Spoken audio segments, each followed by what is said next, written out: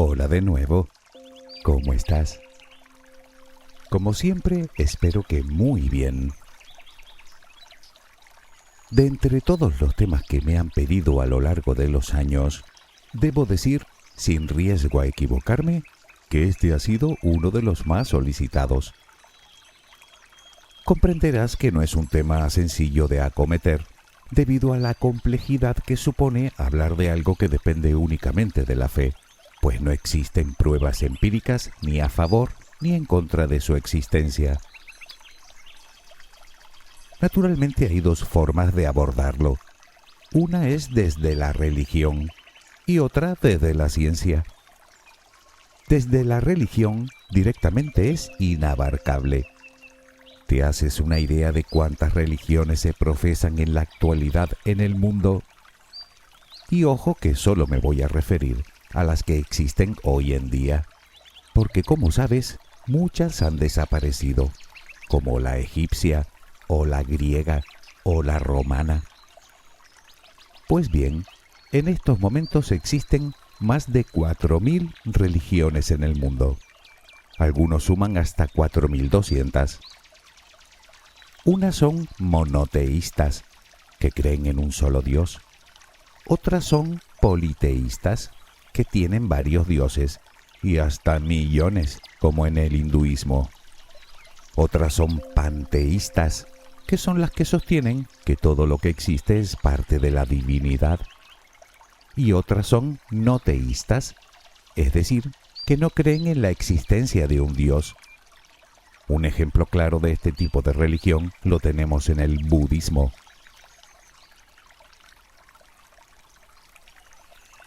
Entenderás que si vamos a detenernos en todas y cada una de las creencias, simplemente no acabaríamos.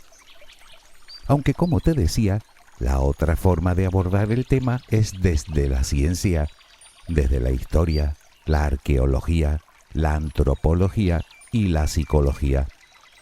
Y aún así te adelanto que si estás esperando respuestas cerradas y absolutas, me temo que ni yo ni nadie te las puede dar, puesto que no hay evidencias de nada, solo teorías y suposiciones.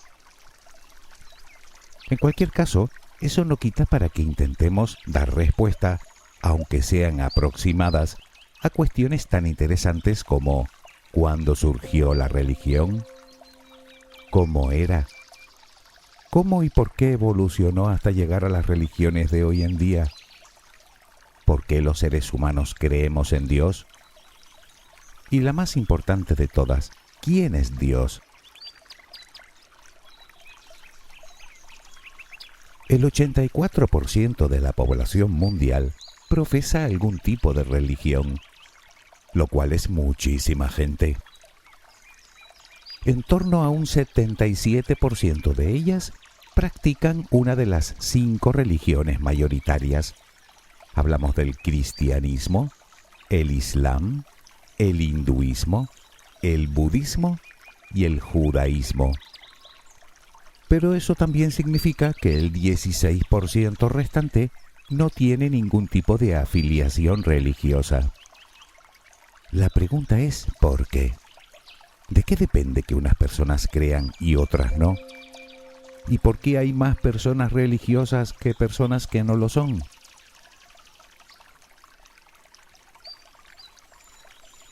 Pero aparquemos la pregunta para más tarde y empecemos por el principio. Ya hemos visto que religión no es necesariamente sinónimo de Dios, al menos en todos los casos. Por lo tanto, ¿qué entendemos por religión?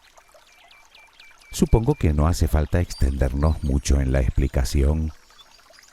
Resumiéndolo mucho, religión es un conjunto de creencias, en general de carácter espiritual, que permiten al ser humano explicar el mundo y la realidad, además de otros conceptos más complejos, como el sentido de la existencia, o la vida después de la muerte, o el origen del sufrimiento, o el origen del universo.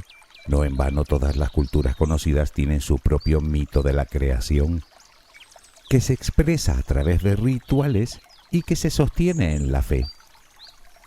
Entiendo que hasta aquí estamos todos más o menos de acuerdo, obviando naturalmente las innumerables particularidades de cada una de las religiones.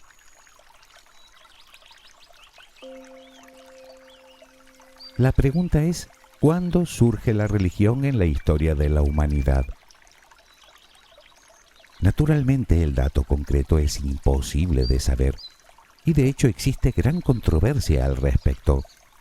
Pero la mayoría de estudiosos afirman que podemos hacernos una idea si nos atenemos a otros hechos. Me explico.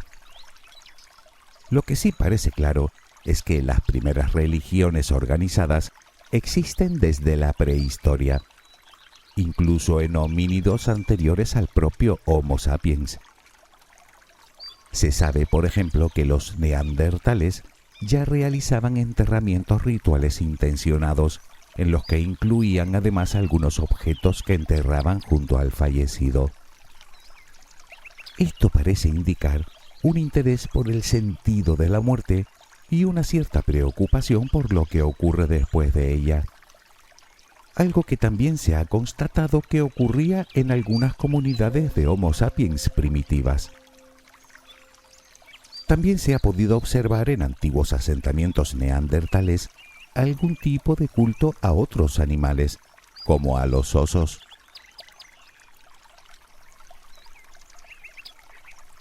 Este hecho tiene importantes implicaciones, empezando por la aparición de algo así como un concepto de alma o de fuerza vital, o de algo que siga existiendo más allá de la propia muerte, lo que pudo servir de base para la posterior creencia de lo sobrenatural y lo místico.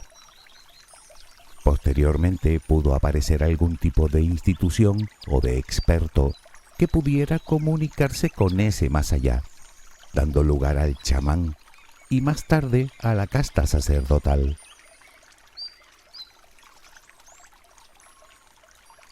Pero nos estamos adelantando. Los investigadores coinciden en que el sentido religioso, por llamarlo así, existe en nuestro mundo desde las primeras sociedades cazadoras-recolectoras, hace entre 250.000 y 300.000 años. Sin embargo, aún falta mucho para hablar de divinidades. Los científicos coinciden en que las primeras creencias religiosas eran las llamadas animistas. Tiene mucho que ver con lo que comentábamos hace un momento.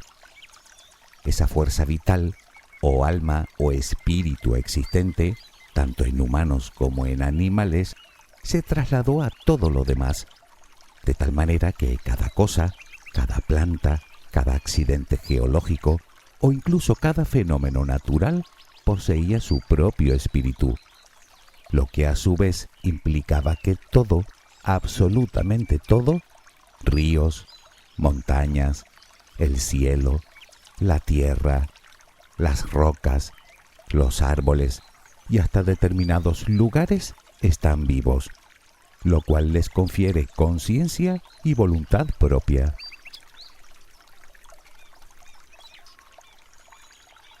En la creencia animista, todos esos espíritus están interrelacionados. Algunos de ellos pueden incluso habitar dentro de seres humanos o de cualquier otro ser, de la misma forma que el alma puede abandonar el cuerpo durante la meditación, o durante un estado de trance, o durante el sueño, en lo que vienen a ser los viajes astrales. Son energías vitales que siguen existiendo después de la muerte, por lo que surge la figura de esa persona que es capaz de intermediar entre ese mundo oculto y el mundo de los vivos, llámese chamán, hechicero, brujo, medium. Aparecen los rituales, las ofrendas, el culto a los antepasados y la conciencia de que uno mismo es parte de un todo, o más propiamente dicho, la conciencia universal.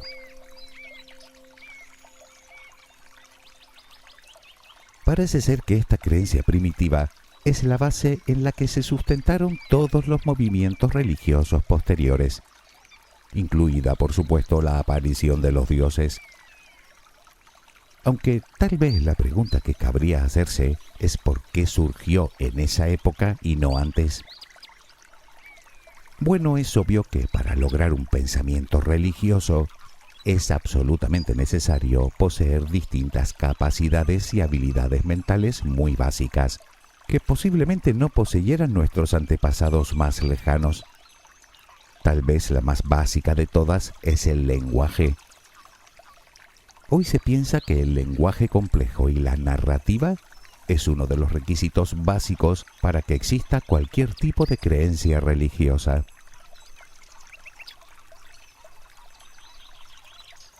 Por otro lado, necesitamos la capacidad de abstracción, puesto que hablamos de conceptos muy complejos que no se pueden representar de una forma gráfica.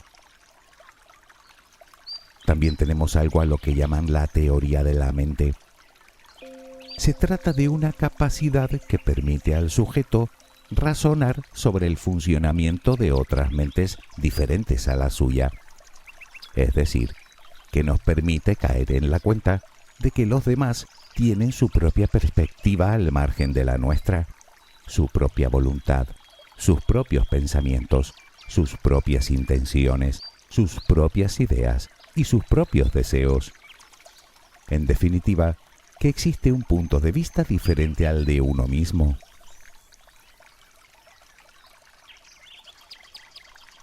Otra habilidad importante es lo que llaman sentido de agencia, algo así como el reconocimiento de uno mismo y la sensación de que actuamos voluntaria e intencionadamente.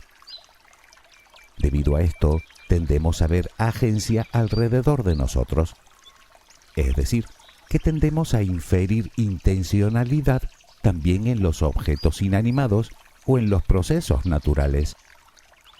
¿Te ha pasado que insultas al bolígrafo cuando se te cae de las manos, como si el bolígrafo tuviera vida propia? Pues algo así. Y aquí entra el antropocentrismo, es decir, creernos el centro del universo. Dicho de otra manera, no solo detectamos intencionalidad, sino que vemos atributos humanos por todas partes, desde caras en las nubes o en el perfil de las montañas, lo que llaman pareidolia, hasta intenciones similares a las nuestras en los objetos inanimados o en los procesos naturales. Incluso a los dioses los vemos con aspecto humano, más grandes y más poderosos, sin duda, pero muy parecidos a nosotros. Fíjate que ni siquiera preguntamos ¿qué es Dios?, sino ¿quién es Dios?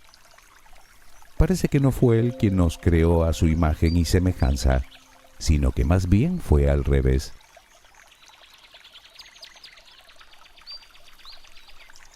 Por último nos queda el pensamiento mágico, mucho más acentuado en los niños, pero que no desaparece del todo durante la edad adulta. La cuestión es ¿por qué surgió la creencia religiosa? Bueno, aquí también existe un encendido debate entre distintas corrientes de pensamiento. Para algunos autores se trata de una adaptación surgida de la propia selección natural, una adaptación que permite la creación y la cohesión del grupo, facilitando la supervivencia de la especie. Otros relacionan la creencia religiosa con un simple subproducto necesario de las habilidades cognitivas avanzadas. Para unos, la religión proporciona un marco moral, a la vez que una manera de enfrentarse a la muerte.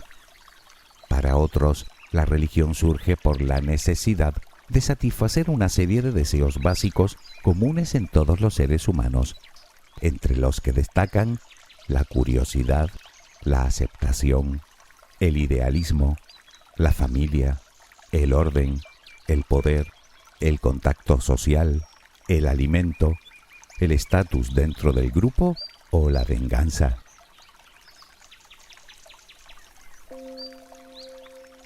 Pero sigamos nuestra búsqueda. ¿Cuándo apareció el primer Dios? Naturalmente este dato tampoco se sabe con certeza, y por una razón muy simple, porque no existe historia escrita. Cabe suponer que en algún momento del Paleolítico Superior, los seres humanos empezaron a preguntarse quién había creado el mundo y cómo. El santuario más antiguo que se conoce es el de Göbekli Tepe, en la actual Turquía. Se trata de un conjunto megalítico construido unos 9.000 años antes de nuestra era. Aún así, los científicos creen que los primeros dioses de la humanidad aparecieron un poco antes, hace unos 14.000 años.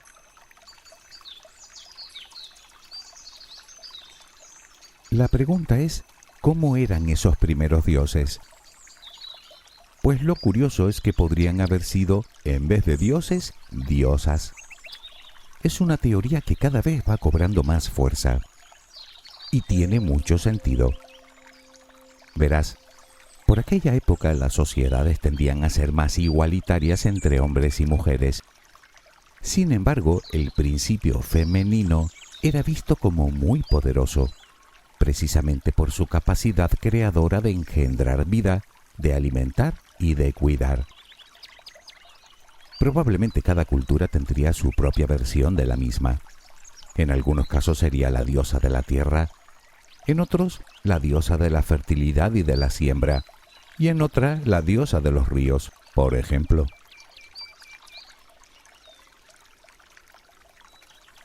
A partir de ese momento, las sociedades humanas ya no estaban unidas únicamente por parentesco, sino por mitos y rituales que compartían y les daban un sentido de pertenencia al grupo. Este hecho permitió que las sociedades fueran creciendo cada vez más, dando lugar a las primeras poblaciones de cierta consideración hace unos 10.000 años.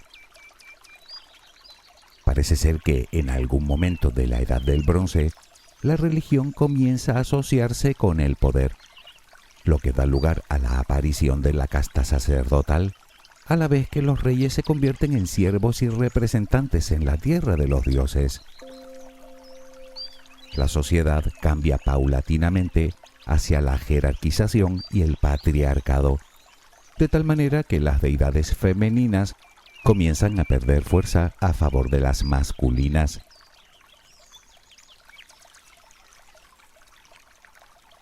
Se sabe que estas primeras religiones eran politeístas, aunque en todos los casos había un dios creador, digamos el jefe de todos los demás, y otros muchos a los que se les daban distintas atribuciones. El ejemplo más antiguo del que se tiene constancia lo encontramos en Sumeria, donde An era el dios más poderoso. Pero tenemos muchos más ejemplos. Zeus para los griegos, Ra para los egipcios, Odín para los nórdicos o Brahman para los hinduistas.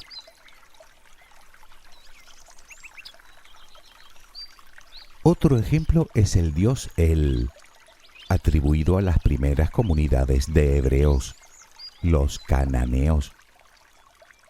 Aunque empezó siendo padre y jefe de un nutrido grupo de dioses, más tarde daría lugar a un único dios, Yahvé, apareciendo así la primera religión monoteísta.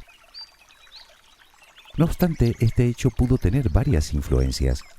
Por un lado tenemos a Atón, como sabes, un único dios creado por el faraón Akenatón en el antiguo Egipto.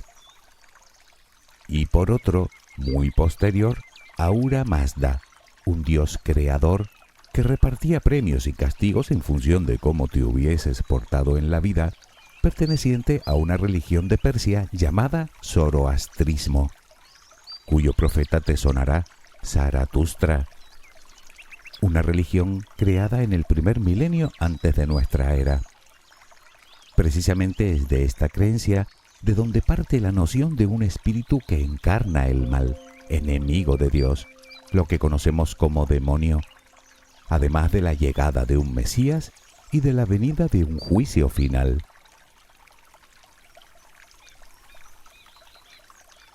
Como quiera que fuera, aquellos primeros dioses destilaban no poca crueldad y eran verdaderamente vengativos. Eran dioses que atemorizaban y exigían total obediencia, y ejemplos de ello lo tenemos en todas las religiones de la antigüedad, en la romana, en la griega e incluso en el mismo judaísmo, tal y como prueban numerosos pasajes del Antiguo Testamento. No cumplir con sus deseos o preceptos implicaba recibir severos castigos, que podían ir desde plagas hasta enfermedades, pasando por malas cosechas, sequías, hambrunas y hasta convertirte en estatua de piedra si te pasabas un pelo de la raya.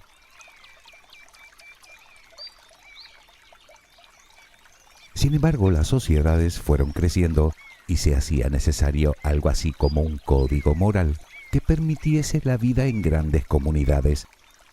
Digamos que más que un Dios que asustara, se hacía necesario un Dios que regulara el comportamiento, que permitiese la cooperación entre extraños, que creara una identidad colectiva y un férreo sentimiento de pertenencia.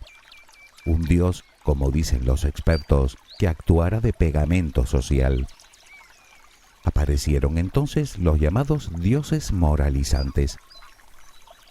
Según un amplio estudio llevado a cabo hace relativamente poco por un grupo internacional de investigadores, este tipo de dioses aparecen no antes, sino después de que se desarrollaran las sociedades complejas, casi como una necesidad.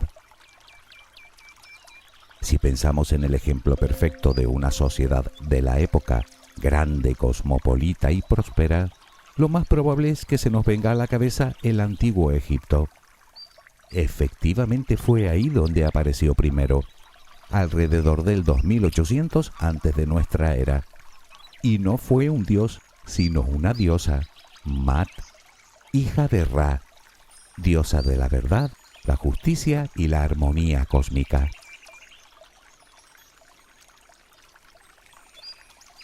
Poco a poco y a lo largo del segundo milenio antes de nuestra era, los dioses moralistas comenzaron a proliferar en distintas regiones, principalmente de Oriente Medio y Turquía. Más tarde, en el primer milenio, se unen este tipo de dioses con las primeras religiones monoteístas. A esta época se le llama era axial. Según algunos investigadores, se trata del momento en el que se desarrollan las ideas que darían origen a las tradiciones filosóficas y religiosas de mayor influencia histórica, principalmente en las tres grandes regiones de Eurasia, Occidente, India y China. Hablamos del judaísmo, tal y como lo conocemos hoy, el zoroastrismo, el budismo, el taoísmo, el jainismo o el confucianismo.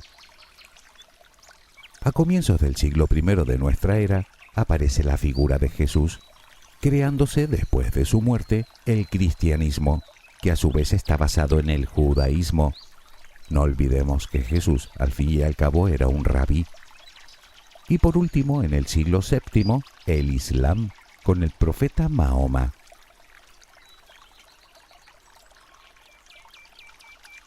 No obstante, y después de este atropellado resumen, nos queda una pregunta por contestar. ¿Qué nos lleva a creer en Dios? ¿Y por qué hay personas que no necesitan creer? Te imaginarás cuánto se ha escrito sobre el tema. Un reciente estudio llevado a cabo por el psicólogo Brett Messier y sus colegas de la Universidad de California alude a varias causas que dividen en tres tipos: cognitivas, motivacionales y sociales. Por ejemplo, en cuanto a las cognitivas, parece ser que las personas que actúan más de acuerdo a la razón que a la intuición tienen menos probabilidad de creer en Dios. En cuanto a las causas motivacionales, han encontrado indicios de que las personas que se sienten socialmente aisladas tienden a mantener una mayor fe religiosa, probablemente porque eso les permite no sentirse tan solas. En el estudio también afirman que las personas que se enfrentan a la muerte suelen expresar una mayor creencia en Dios y en la vida después del fallecimiento. Algo similar ocurre cuando la situación se vuelve caótica e incontrolable, que aumenta nuestra fe, algo que podría hacernos recuperar la sensación de control o de aceptación. Y finalmente, entre los sociales, parece ser que en los países más desarrollados, tiende a disminuir el número de creyentes frente a los menos desarrollados.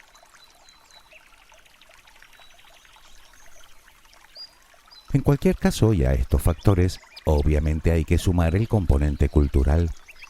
El psicólogo Daniel Gilbert, de la Universidad de Harvard, afirma que es perfectamente natural que las personas acepten como verdadera la información con la que se rodean. Otro estudio, llevado a cabo por Michael Inlich, de la Universidad de Toronto, sostiene que creer en Dios puede bloquear la ansiedad y minimizar el estrés. Y así podríamos seguir con estudios y más estudios que se han hecho a lo largo de los últimos años con distintos resultados. Sea como fuere, tal y como afirma el doctor en ciencias biológicas Diego Golombek, creer en Dios alguna ventaja tiene que tener.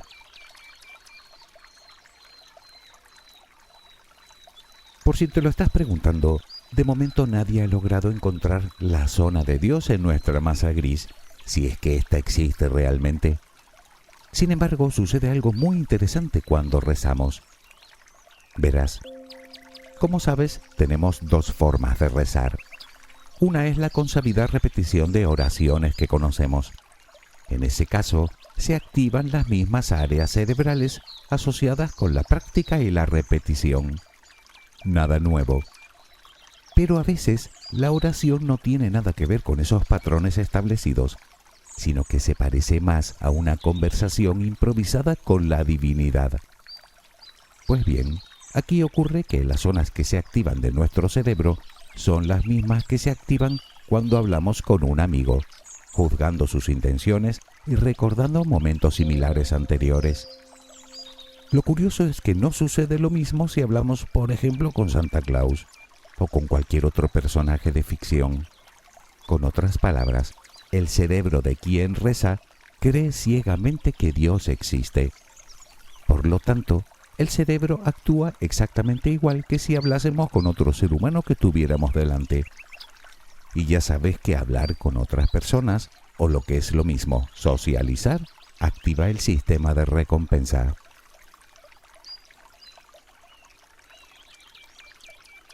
Después de todo esto, aún nos queda contestar a una pregunta más. ¿Quién es Dios? Me temo que todo dependerá de a quién le preguntes.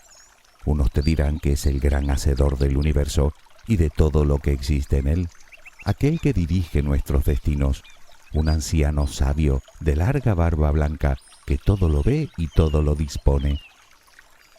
Otros te pedirán que especifiques más a qué Dios te refieres de todos los que tienen. Otros te dirán que sus creencias no incluyen a este Señor, y otros por el contrario te dirán que Dios es todo lo que existe.